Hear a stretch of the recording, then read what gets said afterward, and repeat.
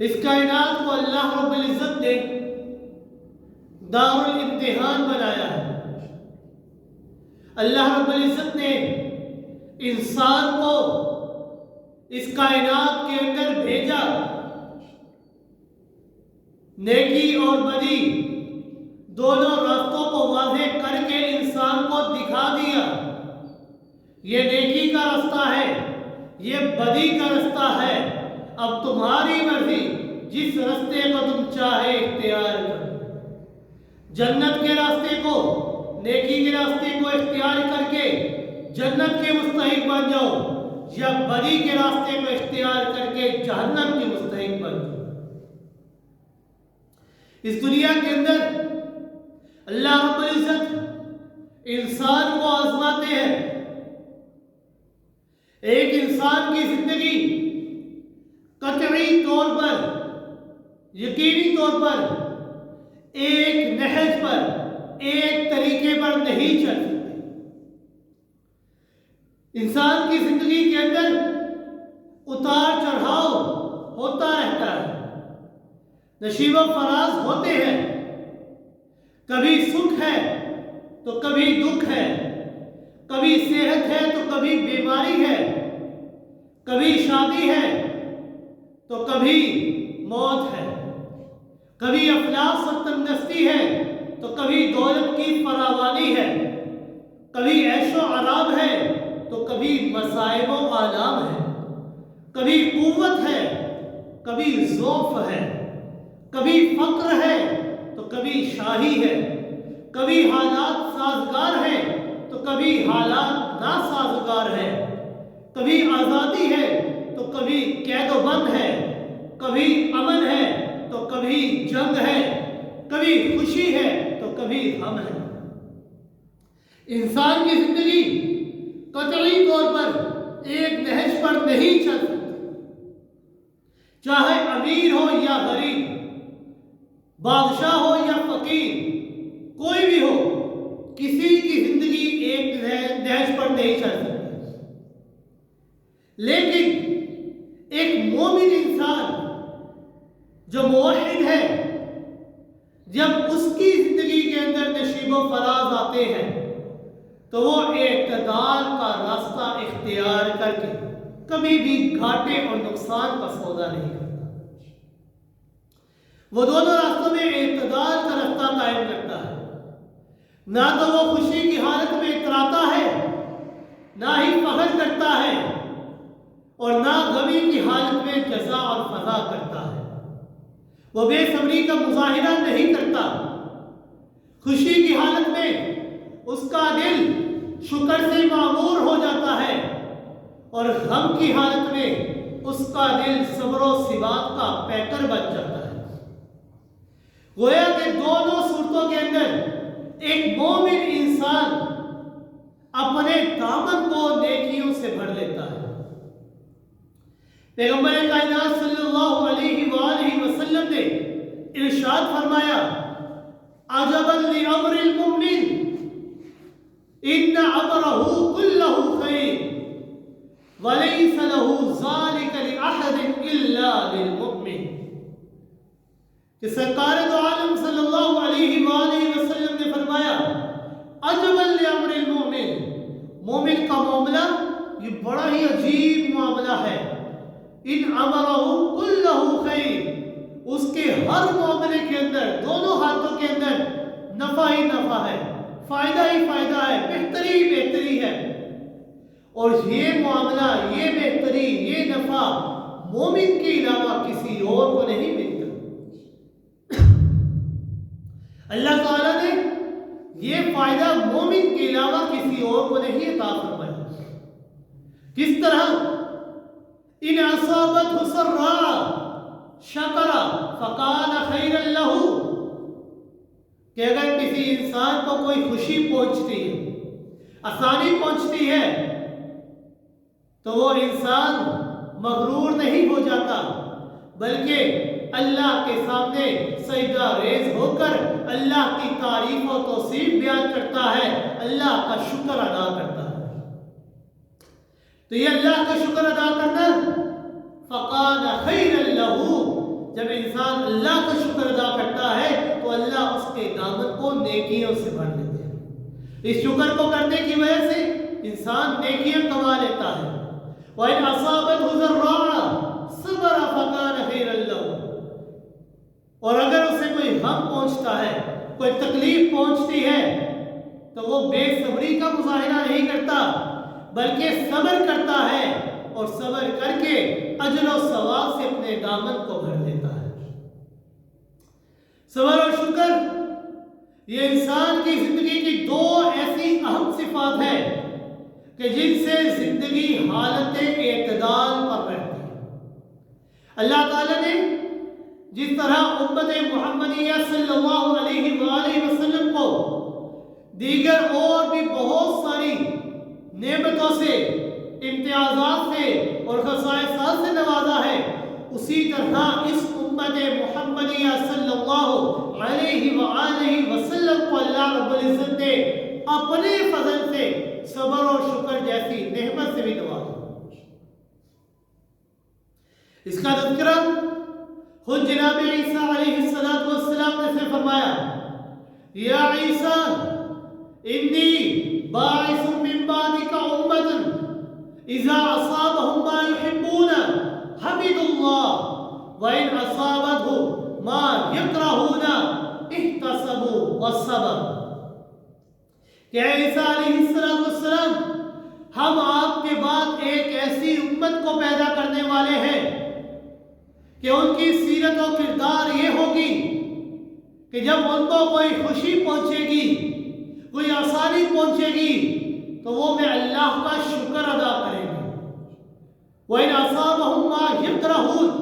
اور اگر انہیں کوئی تکلیف، کوئی ایسی چیز پہنچے جس کو وہ اپنے لیے پسندیدہ نہیں سمجھتے، احتسبوا وصبروا، تو وہ بے صبری کا مظاہرہ نہیں کرتے بلکہ صبر کرتے ہیں. آگے اللہ رب العزت نے فرمایا وَلَا حِلْمَ وَلَا عَقْلَ. یہ اس وجہ سے نہیں ہوگا کہ میں اللہ رب العزت نے انہیں حلم و بردباری عطا کی ہوگی، میں اللہ رب العزت نے انہیں عقل و شعور عطا کیا ہوگا. تو حضرت عیسیٰ علیہ السلام نے فرمایا کہ اللہ رب العزت یا ربی کیف یکون ھذا لہم ولا حلم ولا عقل. تو اے اللہ یہ پھر کیسے ہوگا کہ آپ انہیں علم و بردباری عطا نہیں فرمائیں گے، عقل و شعور عطا نہیں فرمائیں گے، تو یہ کیسے ہوگا؟ تو اللہ رب العزت نے خود جواب دیا اور فرمایا اوتیہم من حلمی و علمی. انہیں میں اللہ رب العزت اپنے حلم اور علم سے عطا کروں گا. یہ صبر و شکر اللہ رب العزت نے یہ دو اہم صفات امت محمدیہ صلی اللہ علیہ وآلہ وسلم کو اپنی طرف سے عطا فرمائی. رواہ البہقی، اسے امام بہقی نے اپنی روایت کتاب تفسیر بہقی کے اندر روایت کی. صبر کا لغوی معنی کیا ہے؟ صبر کا لغوی معنی ہے رکنا، برداشت کرنا، سہارنا، ٹھہر جانا.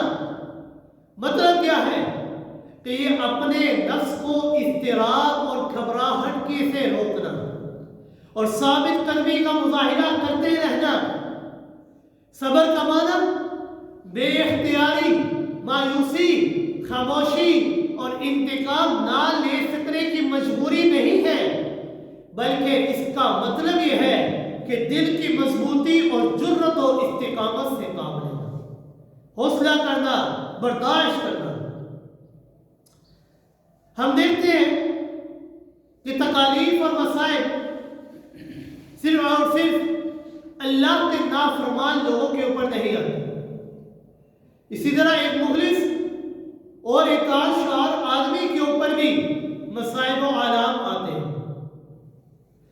فاسق و فاجر کے بارے میں تو ہم یہ کہہ سکتے ہیں کہ اس پر آنے والی تکلیف اس کی سرکشی اور بغاوت کی وجہ سے،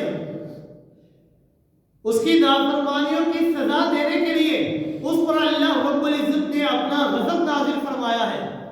جس طرح اللہ رب العزت نے سورہ شعراء 25 پارہ آیت نمبر 20 کے اندر فرمایا ما اصابکم من مصیبت فبما کسبت ایدیکم، کہ تم پر آنے والی مصیبتیں تمہارے ہاتھوں کی کمائی کی وجہ سے ہے، جو کچھ تم نے کیا ہے اسی کا بدلہ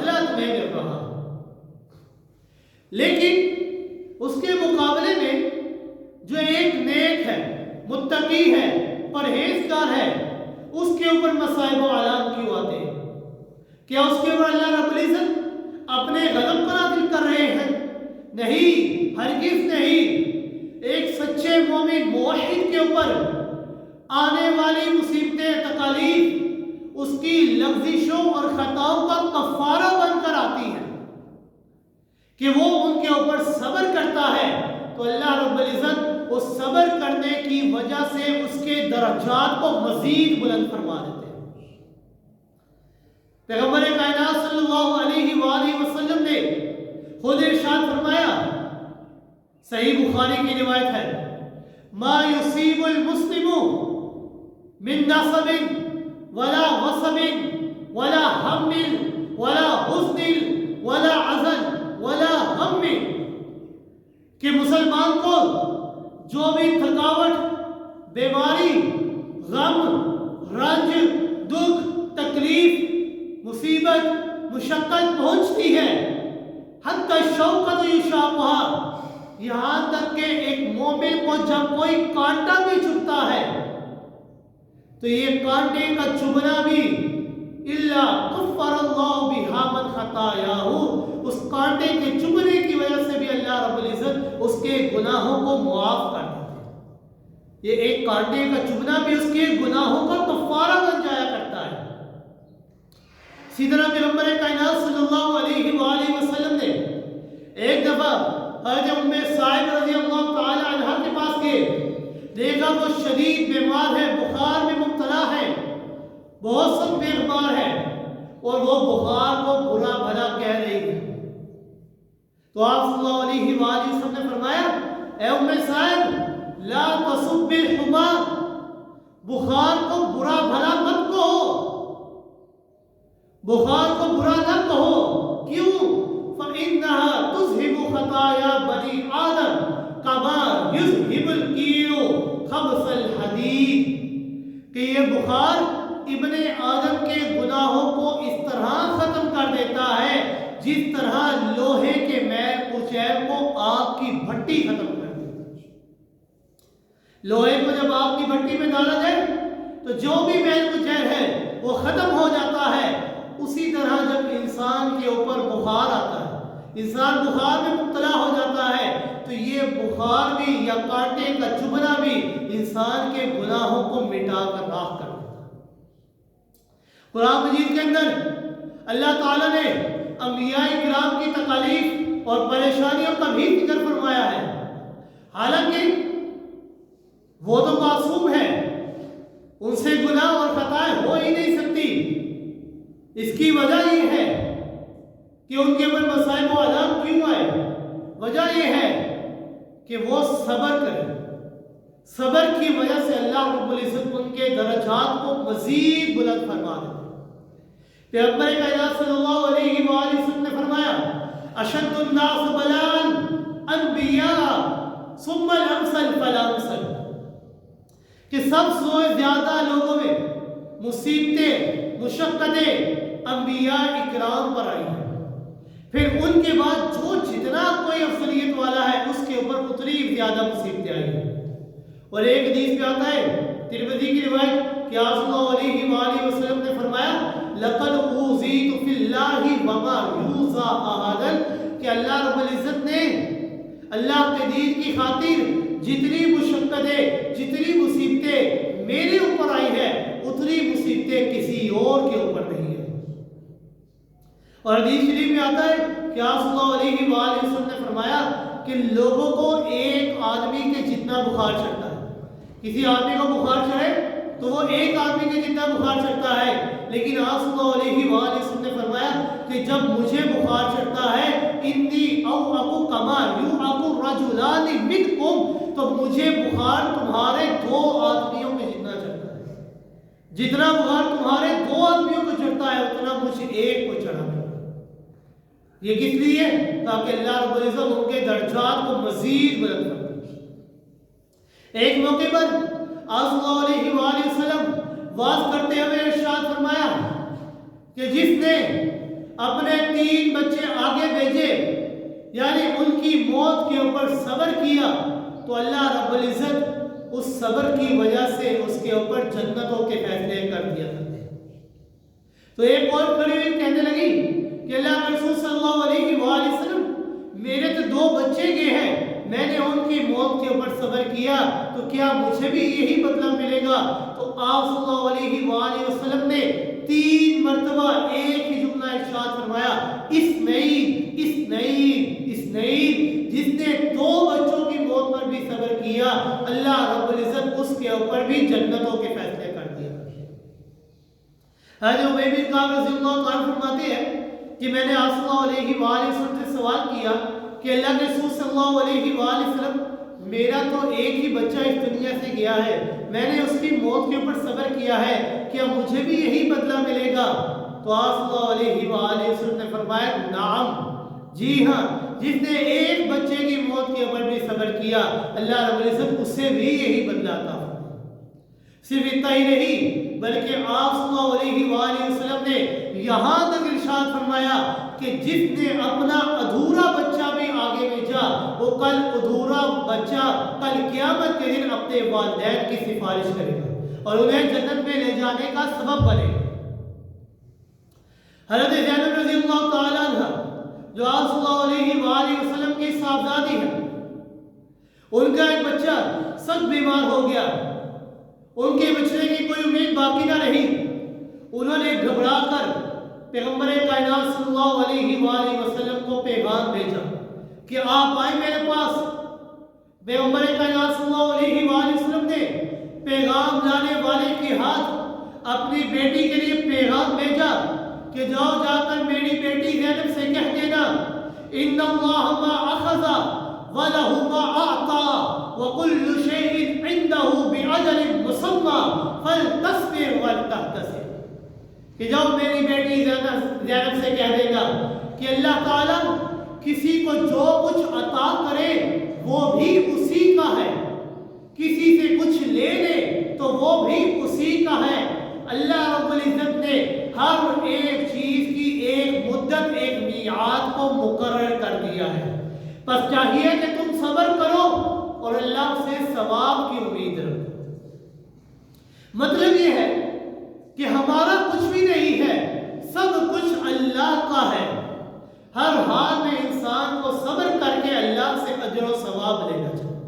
جس طرح اللہ رب العزت نے سورہ رحمان کے اندر فرمایا کل من علیہا فان ویبقى وجہ ربک ذو الجلال والاکرام، ہر شے کے اوپر فنا طاری ہونا ہے، کسی نے باقی نہیں رہنا، باقی رہنا ہے تو صرف اور صرف رب ذو الجلال نے باقی رہنا ہے اور کسی نے۔ اور حدیث شریف میں آتا ہے کہ جب کسی شخص کا بیٹا فوت ہوتا ہے، کوئی بچہ فوت ہوتا ہے تو اللہ رب العزت روح قبض کرنے والے فرشتوں سے سوال کرتے ہیں قبضتم ولد عبدی، کہ میرے فرشتوں کیا تم نے میرے بندے کے بچے کی روح کو قبض کیا ہے؟ تو فرشتے جواب دیتے ہیں نعم، جی ہاں اللہ رب العزت۔ تو اللہ رب العزت پھر سوال کرتے ہیں قبضتم ثمرۃ فؤادی، کیا تم نے میرے بندے کے دل کا ٹکڑا اس سے چھین لیا ہے؟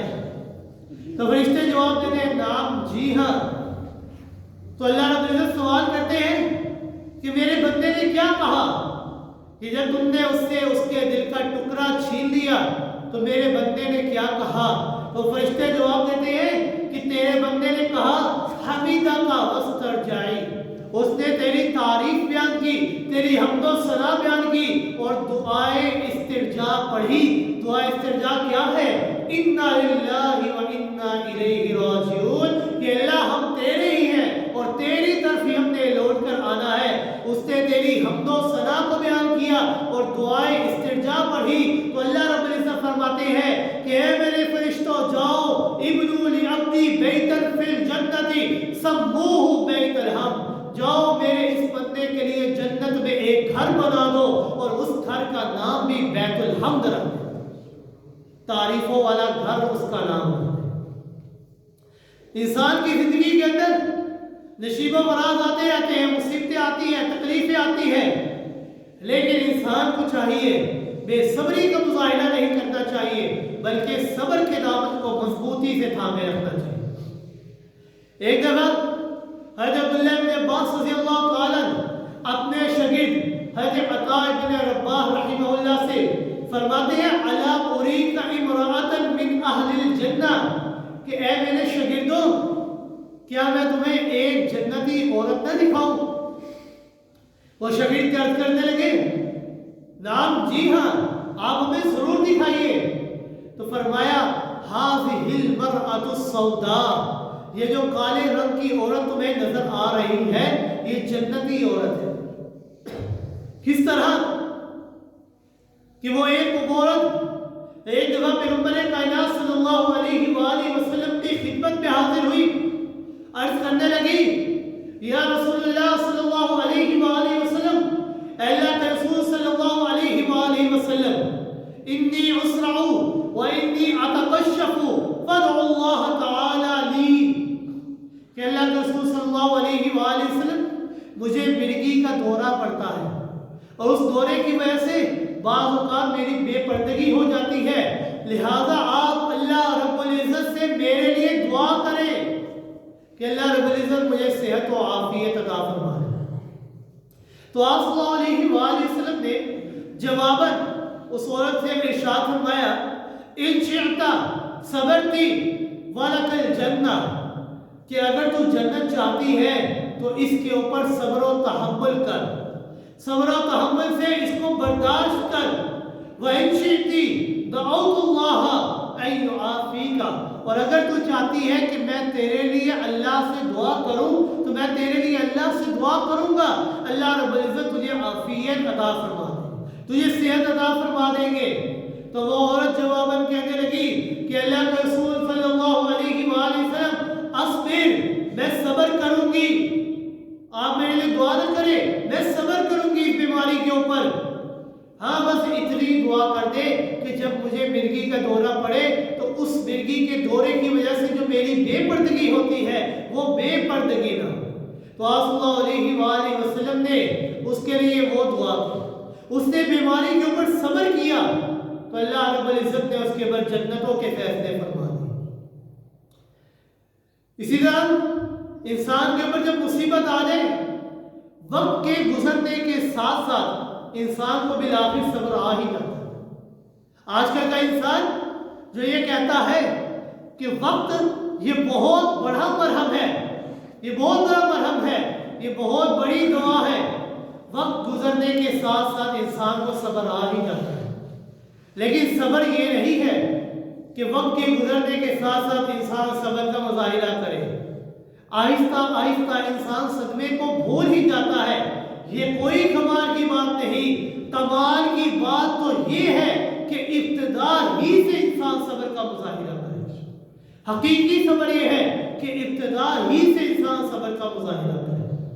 پیغمبر کائنات صلی اللہ علیہ وآلہ وسلم ایک مرتبہ قبرستان سے گزرے تو دیکھا کہ ایک عورت اپنے بچے کی قبر کے اوپر رو رہی ہے، آہو بکا کر رہی ہے۔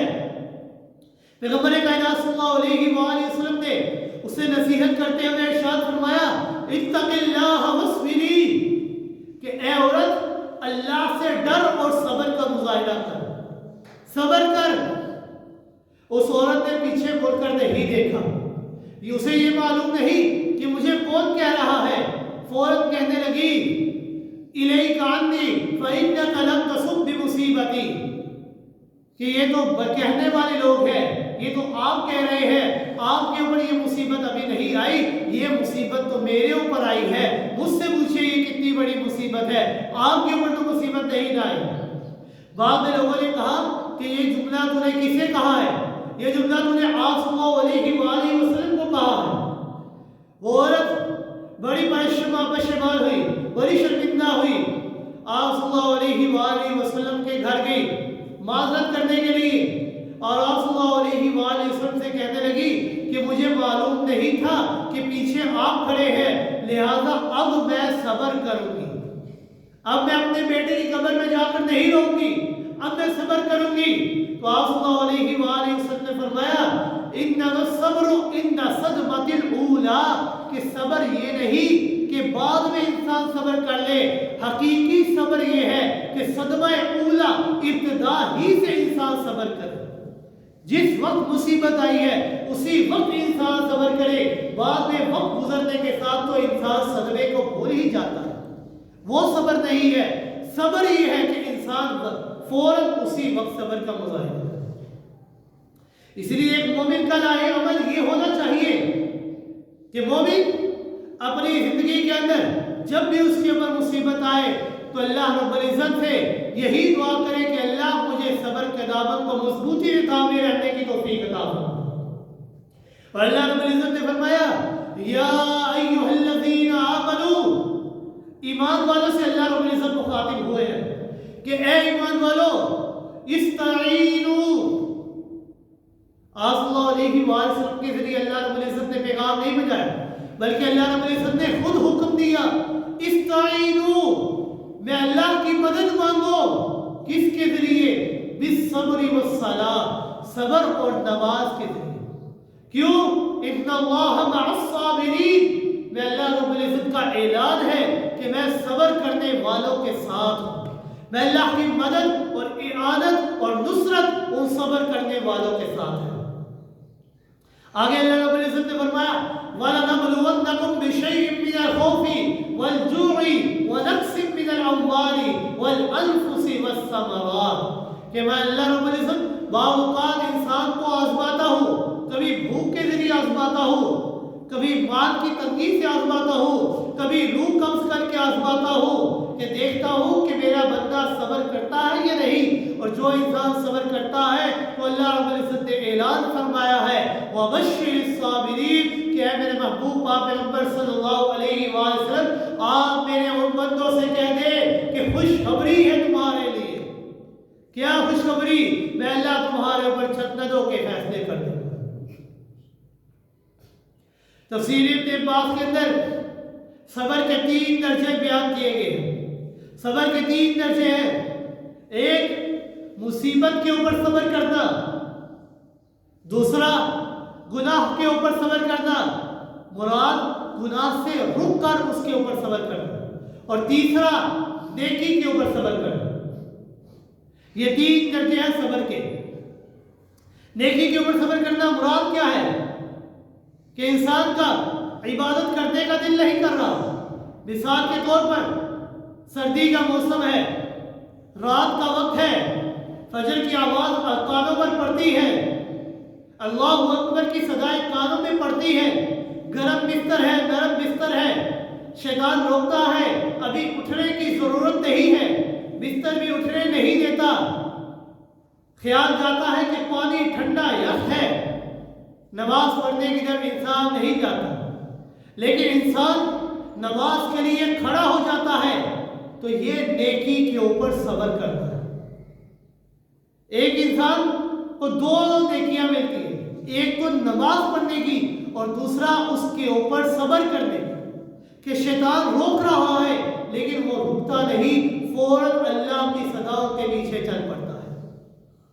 دوسرا گناہ کے اوپر صبر کرنا کہ گناہ سے اپنے آپ کو روکنا کہ کوئی دیکھنے والا نہیں، کوئی روکنے والا نہیں، کوئی کچھ کہنے والا نہیں. لیکن جب اللہ کو خوف دل میں ہو، اللہ کا روب دل میں ہو تو انسان رک جاتا ہے. جس طرح قرآن کے اندر اس کی 20 مثالیں مل جاتی ہیں. سب سے بڑی مثال سیدنا یوسف علیہ السلام کی کہ دعوت دینے والی عورت ہے، بلا بھی وہ دے رہی ہے، اعلان بھی وہ کر رہی ہے، پکار بھی وہ دے رہی ہے، دعوت بھی وہ دے رہی ہے، ہر طرف سے دروازہ بھی بند ہے، کوئی بھاگنے کا رستہ بھی موجود نہیں، کوئی دیکھنے والا بھی نہیں، کوئی روکنے والا بھی نہیں. لیکن دل کے اندر اللہ کا خوف ہے، انسان گناہ سے رک جاتا ہے. سیدنا یوسف علیہ السلام گناہ سے اپنے آپ کو روکتے رہے، میں یہ گناہ نہیں کروں گا. تو اللہ کی مدد اور اعانت کس طرح آئی کہ اللہ رب العزت نے فرمایا کہ اے یوسف دوڑ. حضرت یوسف علیہ السلام نے فرمایا کہ اللہ دوڑنا تو مجھے آتا ہے لیکن کہاں پر دوڑوں؟ ہر طرف سے بند ہے رستے، دروازہ بند ہے، تالے لگ چکے ہیں، تالے چابی میرے پاس موجود نہیں، کہاں پر دوڑوں؟ تو رب کائنات نے فرمایا کہ اے یوسف جس کے دل میں اللہ کا خوف ہو، وہ گناہ سے اپنے آپ کو روک رہا ہو، کوئی دیکھنے والا نہیں، لیکن اس کو یہ معلوم ہے والا ہے تو میں اللہ اس کی مدد اس طرح کرتا ہوں کہ دروازے بند ہیں، تالے لگ چکے ہیں، دوڑنا آپ کا کام ہے، ان بند دروازوں کو کھولنا یہ میں اللہ کا کام ہے۔ تو اللہ رب العزت ان کی مدد کرتے ہیں۔ اور تیسرا، مشقت اور مصیبت کے اوپر صبر کرنا، کہ جو اللہ کی رضا ہے اس کے اوپر صبر کرنا۔ صبر کے 3 درجے ہیں، اور صحیح مسلم کے اندر ایک حدیث ہے جو بڑی ہی جامع ہے، اور ان تینوں صبر کے درجوں کو اس کے اندر بیان کیا گیا ہے۔ ریاض الصالحین کے اندر بھی یہ حدیث بیان کی گئی ہے کہ آپ صلی اللہ علیہ وآلہ وسلم نے سابقہ امتوں کے واقعات میں سے ایک واقعہ نقل کرتے ہوئے ارشاد فرمایا کہ ایک دفعہ 3 لوگ سفر کرتے ہوئے جا رہے تھے، بارش شروع ہو گئی، وہ تینوں بارش سے بچنے کے لیے ایک غار کے اندر چھپ گئے۔ اچانک سے ایک بہت بڑا پتھر غار کے منہ کے اوپر آ گیا اور غار کا منہ بند ہو گیا۔ انہوں نے بڑا زور لگایا اس پتھر کو ہلانے کے لیے، لیکن زور نہ لگا سکے۔ انہوں نے سوچا کہ ہمارے اندر اتنی طاقت نہیں کہ ہم اس پتھر کو ہلا سکیں، کیوں نہ اللہ رب العزت سے دعا کرے اور اپنی ایک ایک نیکی بیان کرے جو محض اللہ کی رضا کی خاطر ہم نے کی تھی، اور اللہ رب العزت سے دعا کرے کہ اللہ ہم نے وہ نیکی تیری رضا کی خاطر کی تھی، آپ ہماری دعا کو قبول کر کے ہمیں یہاں سے باہر نکال۔ تو ایک شخص کہنے لگا کہ اللہ رب العزت آپ نے مجھے مال عطا کیا تھا، میرے پاس بہت زیادہ مال و دولت تھا، میرے رشتہ دار کی ایک عورت تھی جس کے بچے تھے، وہ بہت غریب تھی، میرے پاس آئی کہنے لگی کہ میرے پاس کھانے پینے کا کوئی سامان موجود نہیں، میرے بچے بلک بلک کر رو رہے ہیں کھانے کے لیے، لیکن میں ان کو کچھ کھلا نہیں سکتی، میرے پاس کوئی کھانے کا سامان موجود نہیں، مجھے کچھ کھانا دے۔ تو وہ کہنے لگا کہ میں آپ کو کھانا یوں ہی نہیں دوں گا۔ تو میں نے اسے گناہ پر آمادہ کر دیا کہ میں آپ کے ساتھ گناہ کرنا چاہتا ہوں۔ وہ عورت گناہ کرنے سے روکتی نہیں، لیکن وہ نہ رکا، اس سے روکنا چاہا لیکن وہ نہ رکا۔ لیکن جب وہ انسان گناہ کرنے لگا، قریب جانے لگا، تو اس کے ہی عجیب الفاظ تھے، وہ کہنے لگے کہ کوئی درمیان میں موجود نہیں، کوئی فاصلہ نہیں، ساری قوتیں تھی، ساری طاقتیں تھی، لیکن جب میں اس کے قریب جانے لگا تو اس عورت کی زبان سے بے ساختہ جملہ نکلا، اتق اللہ، اللہ سے ڈر۔ یہ جملہ اتنا میرے دل کے اوپر اثر کیا کہ اس کے اس جملے کی وجہ سے میرے دل کے اندر اللہ کی عظمت اور جلالت کا رعب اتنا چڑھا کہ میرے پسینے چھوٹ گئے۔ میں نے اس عورت سے کہا جا، میں نے اللہ کی رضا کے لیے چھوڑ دیا، جو تجھ سے کھانے کا وعدہ کیے تھے وہ بھی تجھے دے دیا۔ اے اللہ، میں نے یہ کام یہ تیری رضا کی خاطر کیا تھا، اب کوئی روکنے والا موجود نہیں، کوئی دیکھنے والا موجود نہیں، لیکن اس کو یہ معلوم ہو گیا کہ اللہ دیکھنے والا ہے، گناہ سے اپنے آپ کو اس نے روک لیا، تو اللہ نے اس کی مدد اس طرح کی کہ اللہ نے اس پتھر کو تھوڑا سا ہلا دیا۔ دوسرا شخص دعا کرنے لگا کہ اللہ رب العزت میرے بوڑھے والدین تھے، میں بکریوں کو چرایا کرتا تھا، شام کے وقت واپس آتا، ان کا دودھ دو کر میں سب سے پہلے اپنے والدین کو پلاتا، بعد میں اپنے بیوی بچوں کو پلاتا۔ ایک دفعہ شام کے وقت مجھے آنے میں دیری ہو گئی، میں جب واپس آیا بکریوں کا دودھ دویا، ماں باپ کے پاس لے کر آیا تو دیکھا میرے بوڑھے ماں باپ سو چکے ہیں، میرے بچے میری ٹانگوں کے ساتھ بلک بلک کر رو رہے ہیں۔ بیوی نے کہا کہ ان بچوں کو پلا دے، ماں باپ جب اٹھیں گے ان کو پلا دینا اس وقت۔ میں نے کہا نہیں نہیں، میں اپنے ماں باپ کو پہلے پلاؤں گا، بعد میں اپنے بچوں کو پلاؤں گا۔ بچے بلک بلک کر روتے رہے اور زمین پر ہی سو گئے۔ میں نے اپنے بچوں کو اپنے ماں باپ پر ترجیح نہیں دی اور ان کو اٹھایا بھی نہیں، کہیں ان کی نیند کے اندر خلل نہ آ جائے۔ میرے ماں باپ صبح فجر کی اذانوں کے وقت جب بیدار ہوئے، میں نے ان کو پہلے دودھ پلایا، بعد میں اپنے بچوں اور بیوی کو دودھ پلایا۔ اے اللہ، یہ کام میں نے محض تیری رضا کی خاطر کیا تھا، اے اللہ میری دعا کو قبول کر اور ہمیں یہاں سے باہر نکال دے۔ اللہ رب العزت نے اس کی دعا کو قبول کیا اور پتھر کو تھوڑا سا ہلا دیا۔ تیسرا شخص، اس نے بھی بڑی ہی عجیب الفاظ تھے، وہ کہنے لگا کہ اللہ رب العزت میرا ایک ملازم تھا، میرے پاس کام کیا کرتا تھا، اچانک وہ وہاں سے چلا گیا، اس کی جو تنخواہ تھی میرے پاس پڑی ہوئی تھی، لیکن وہ میرے پاس واپس نہیں آیا۔ میں نے اس کی تنخواہ کو کاروبار میں لگا دیا اور پھر وہ کاروبار اتنا بڑھا کہ ایک بکری سے بکریوں کا ریوڑ بن گیا، ایک گائے سے گایوں کا ریوڑ بن گیا، ایک اونٹ سے اونٹوں کا ریوڑ بن گیا، بہت ہی زیادہ جانور اللہ رب العزت نے عطا فرما دیے۔ اللہ رب العزت 2 سال کے بعد جب وہ ملازم میرے پاس آیا اور آ کر کہنے لگا کہ آپ کے اوپر میرا قرض ہے، آپ نے مجھے میری تنخواہ دینی ہے، میں نے اتنے دن آپ کے پاس کام کیا، آپ نے میری اجرت مجھے دینی ہے، وہ مالک کہنے لگا یہ جو سامنے یہ ریوڑ نظر آ رہے ہیں یہ سارے کے سارے تیرے ہی ہیں۔ وہ کہنے لگا یہ میرے نہیں ہے، ان کو میں نہیں لوں گا، میری تنخواہ تو اتنی سی بنتی ہے، آپ مجھے میری تنخواہ دے دیں اور میں یہاں سے چلا جاؤں۔ وہ مالک کہنے لگا یہ سارے ریوڑ تیرے ہی ہیں، اس طرح کہ جب تو چلا گیا تو میں نے تیری تنخواہ کو کاروبار کے اندر لگا دیا تھا، مالک تو تھا لیکن تیری اجازت کے بغیر تیری تنخواہ کو میں نے کاروبار کے اندر لگا دیا تھا، لہذا تو واپس نہیں آیا، اب تو واپس آیا ہے، تیرے کاروبار کے اندر اللہ رب العزت نے اتنی برکت عطا فرمائی کہ یہ ریوڑ ہی ریوڑ بن گئے ہیں، اب یہ سارا مال و دولت تیرا ہی ہے، لہذا اللہ رب العزت یہ کام میں نے محض تیری رضا کی خاطر کیا تھا۔ اللہ رب العزت نے ان کی دعاؤں کو قبول کیا اور پتھر کو ہلا دیا اور اللہ رب العزت کا اعلان ثابت ہو گیا ان اللہ مع الصابرین، میں اللہ صبر کرنے والوں کے ساتھ۔ اس واقعے کے اندر اللہ رب العزت نے صبر کے تینوں درجوں کو بیان کیا۔ گناہ سے رک جانا یہ بھی صبر کا ایک درجہ ہے، نیکی کرنا یہ بھی صبر کا ایک درجہ ہے، اور اللہ کی رضا کے اوپر راضی رہنا یہ بھی صبر کا ایک درجہ ہے۔